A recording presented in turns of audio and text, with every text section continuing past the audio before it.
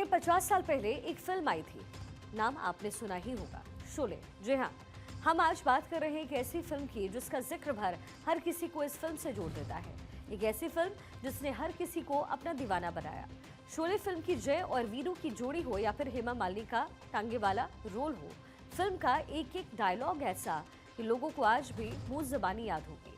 कुल मिलाकर के एक ऐसी फिल्म जिससे पूरे देश में धूम मचा दी और अब 50 साल बाद भी ये फिल्म सुर्खियों में है। फिल्म शोले को लेकर के राज्यसभा में समाजवादी पार्टी की सदस्य जया बच्चन ने डाक टिकट जारी करने की मांग कर दी।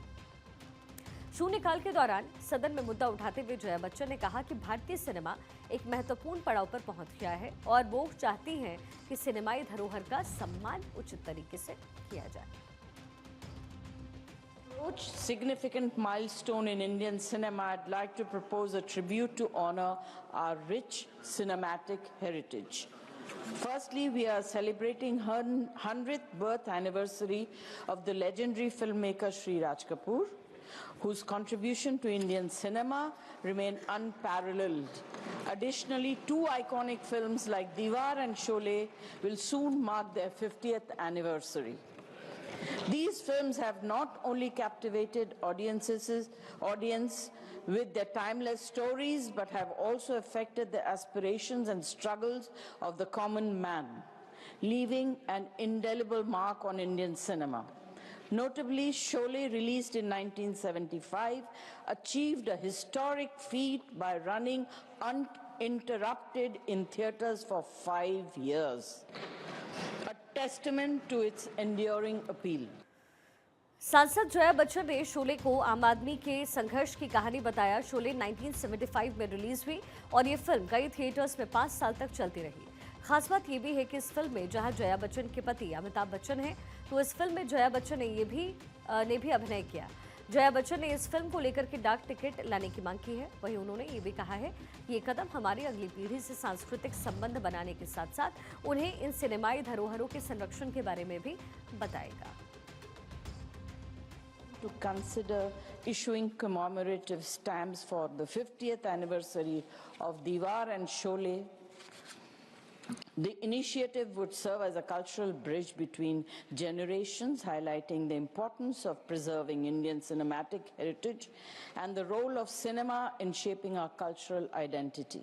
It would also provide an opportunity to celebrate these cinematic milestones while inspiring future generations to appreciate the artistic and social significance of these films. Recent celebrations and tributes, such as the special screening of Diwar by the Film Heritage Foundation and the upcoming tribute to Sholay at IFA 25, demonstrate the enduring appeal of these classics. I request the government to consider this proposal as a way to recognize the immense contribution of these films and filmmakers to our national cultural identity. Jaya Bachchan खुद लंबे वक्त से cinema जगत से जुड़ी रही हैं। उनका पूरा परिवार फिल्म इंडस्ट्री से जुड़ा है, जिसमें अमिताभ बच्चन का नाम सुपरस्टार्स की लिस्ट में सबसे ऊपर आता है, जिसमें उनकी फिल्म शोले आज तक लोगों के जहन में जिंदा है और इसी की वजह से अब संसद तक में इस फिल्म की गूंज सुनाई दे रही है। तकरीबन 50 साल पहले 15 अगस्त 1975 को फिल्म शोले सिनेमाघरों में रिलीज होती है। फिल्म को बनने में 6 साल का वक्त लगा।